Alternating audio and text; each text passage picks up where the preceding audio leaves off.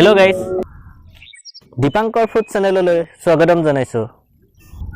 মই আজি ধুনিয়াকৈ এটা ৰেচিপি আপোনালোকক বনাই দেখাম বুলি ভাবিছো। পৰ্ক কাৰি হয়, আপোনালোকে কেনেকুৱা পায় নিশ্চয় জনাব আৰু মই নিজে টেষ্ট কৰিও দেখাম। আপোনালোকে চাই থাককচোন আৰু মোৰ লগত দুজন আছে, সেই দুজনকো চিনাকি কৰি দিম বাৰু। এতিয়া বলক আমি ৰেচিপিটো আৰম্ভ কৰো। হেল্ল' গাইস, মোৰ লগত থকা দুজন হ'ল এজন দাদা হয় আৰু এজন ভাইটি। মই চিনাকি কৰি দিছো। এজন হ'ল মোৰ দাদা আৰু এজন হ'ল মোৰ ভাইটি হয়। এই দাদাজনৰ নাম হৈছে পিণ্টু ডেকা আৰু এই ভাইটিজনৰ নাম হৈছে লক্ষ্যজ্যোতি ডেকা। আৰু ইহঁতে মোৰ লগত হেল্প কৰি দিব। আপোনালোকে ভিডিঅ'টো কোনো স্কিপ নকৰাকৈ চাই থাকিব।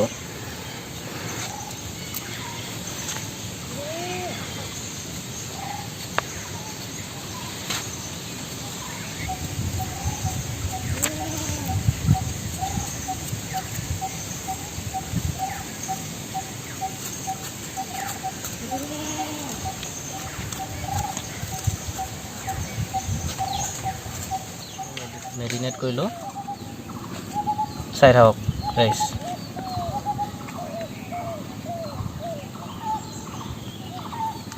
আমাৰ নিজৰ পৰিমাণে দি লৈছোঁ, আপোনালোকৰ পৰিমাণে দি ল'ব।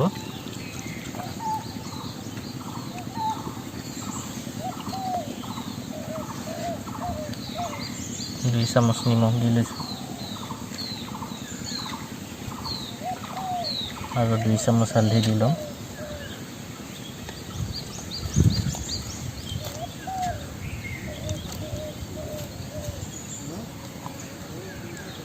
আৰু ৰেড চিলি পাউডাৰ নিজৰ ঘৰতে তৈয়াৰী কৰে।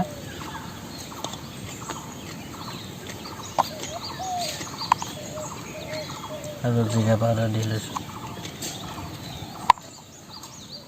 আৰু ইয়াতে আদা নহৰু দুইটা একেলগে পেষ্ট কৰা আছে, দি লৈছোঁ গাইছ। আৰু পিঁয়াজ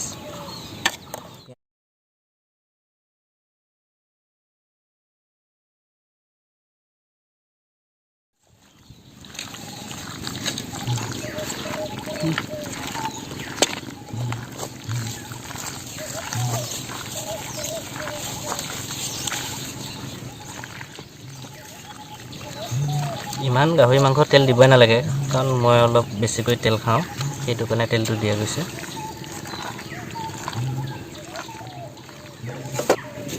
আমি এতিয়া 15 মিনিট সময় ঢাকি থৈ দিওঁ, তাৰপিছত বনাবলৈ আৰম্ভ কৰিম। তেল ঢালি লৈছোঁ।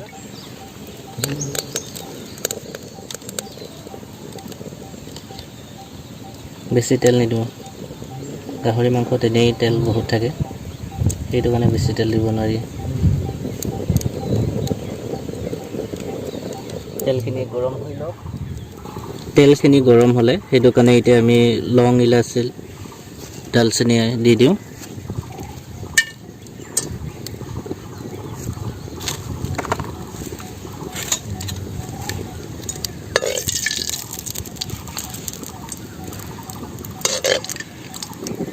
আৰু তেজপাত কেইটামান দি দিওঁ।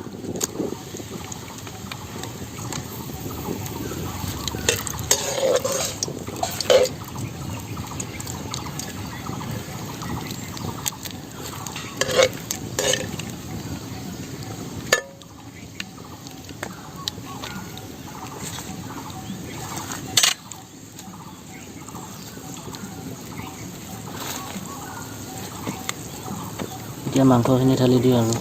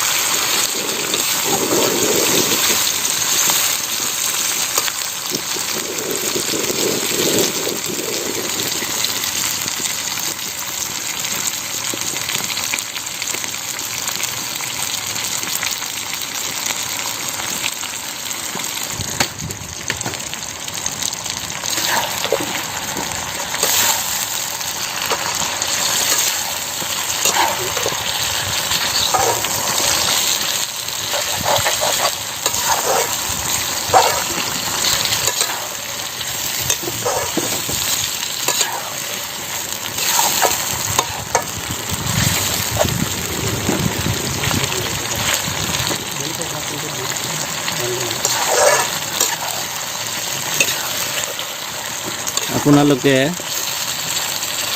30 মিনিটমান সময় ভাজি ল'ব যেতিয়ালৈকে মাংসখিনি কালাৰ এটা চেঞ্জ হৈ নাযায় অলপ সৰহকৈ ভাজিব লাগে নহ'লে ভাল নালাগে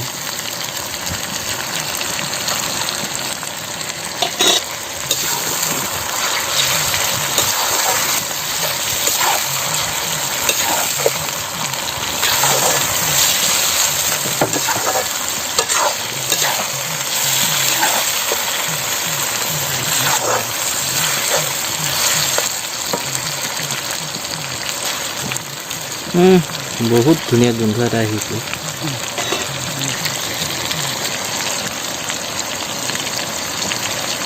এই কেঁচা জলকীয়াখিনি এড কৰি দিছোঁ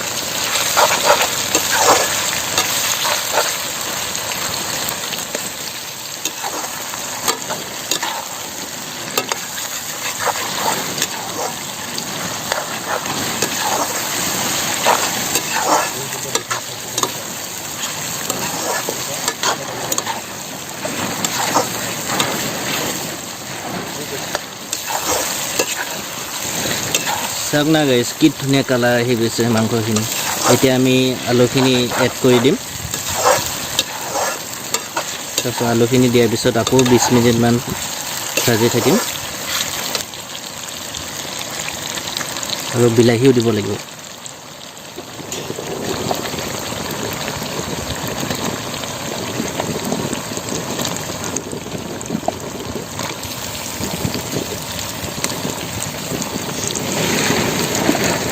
আলু ইমান দিব নালাগে কিন্তু আমি আলুখিনি অলপ বেছিকৈ দিছোঁ তাৰমানে এইটো ভাজি পেলাই খাব লাগিব তাৰমানে আলুখিনি সেইটো কাৰণে এই আলুটুকুৰা ভাল নহয় সেইটো আলু খাই একেবাৰে বেয়া লাগে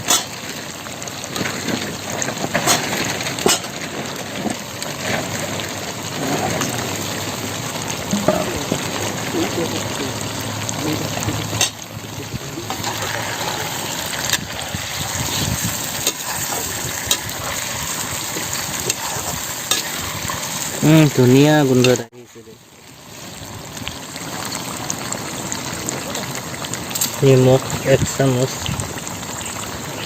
এড কৰি দিছোঁ আৰু তেতিয়া অলপ থৈ দিছিলোঁ যে আদা নহৰু এইখিনি হয়তো দি দিওঁ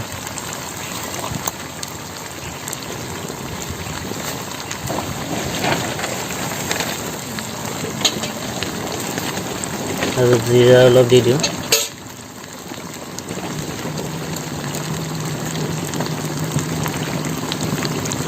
হালধি অলপ 1.5 চামুচ দি দিছোঁ আৰু ৰেড চিলি দি দিওঁ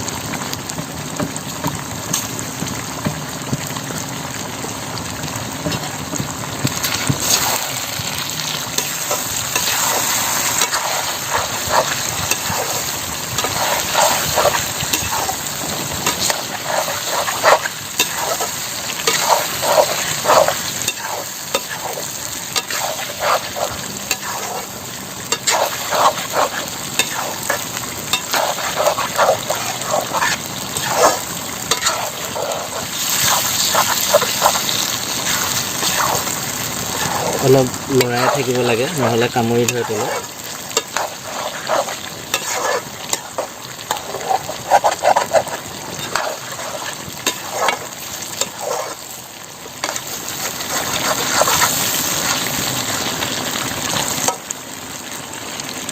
তো গাইস কেনেকুৱা দেখিছে একবাৰ নিশ্চয় কমেন্ট কৰি জনাব চাওক গাইস কালাৰটো ইমান ধুনীয়া হৈছে আপোনালোকে ভাল হৈছে নে নাই আপোনালোকে নিশ্চয় কমেন্ট কৰিব আৰু মই বনোৱাৰ দৰে আপোনালোকে বনাই খাবচোন গাইস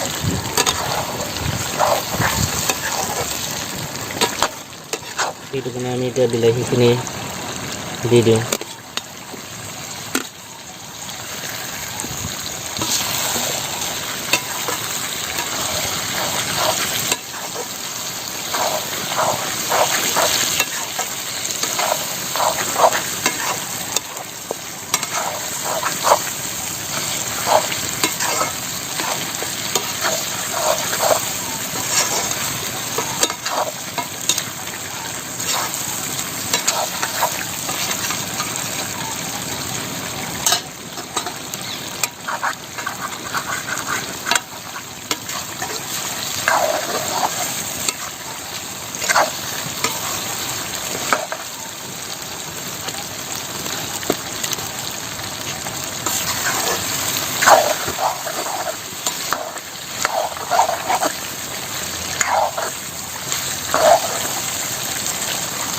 এইবিলাক তেলেই হয় মানে বহুত কাটি দিওঁ।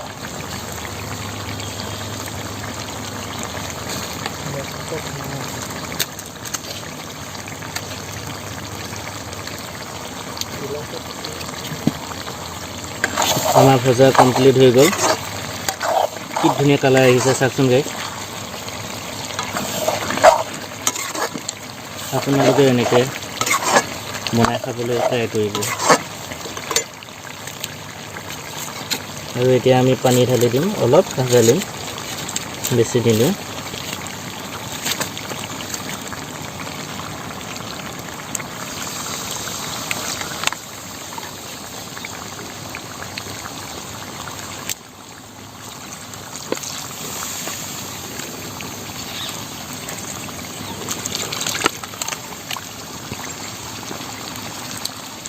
অলপ উতল এটা দিব লাগিবতো, অলপ সৰকৈ দি দিছোঁ।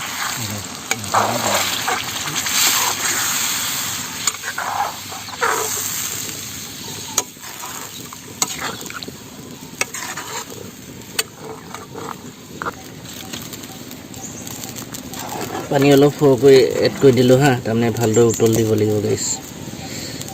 আৰু আলু অলপ ভাঙি দি দিওঁ, তেতিয়াহে গোটা হ'ব।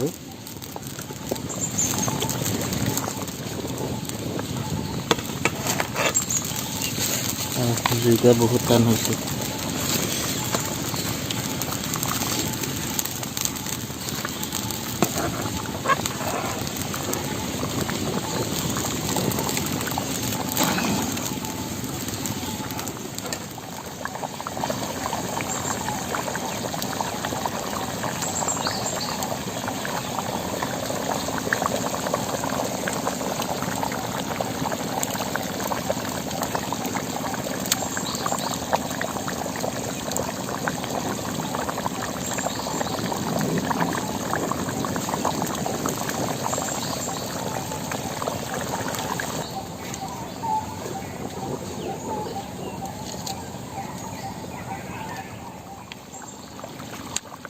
এতিয়া আলুখিনি আকৌ এড কৰি দিছোঁ, ভাঙি দিয়া আলুখিনি।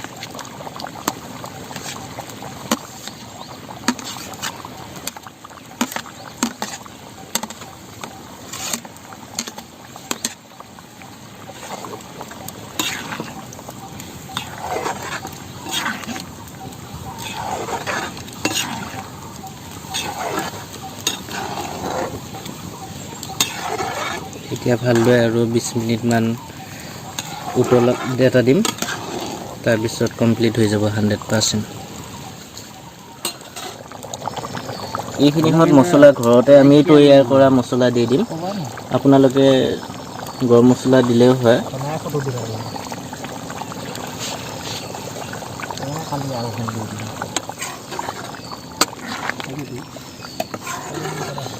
এখন 53 এটা হৈছে হ্যাঁ, ঠিক আছে। পানী দি এখন 51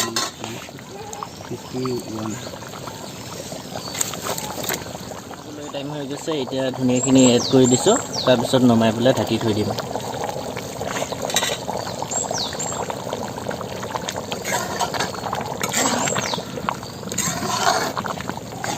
এতিয়া নমাই থৈ দিব, ঢাকি থৈ দিব লাগিব।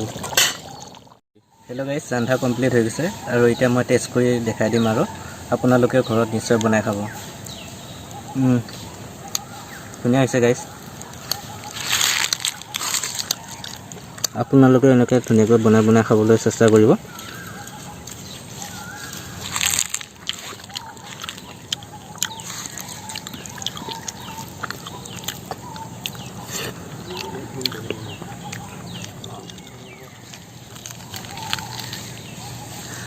এতিয়া মই লগৰ কেইজনৰ লগত কমপ্লিট কৰোঁগৈ।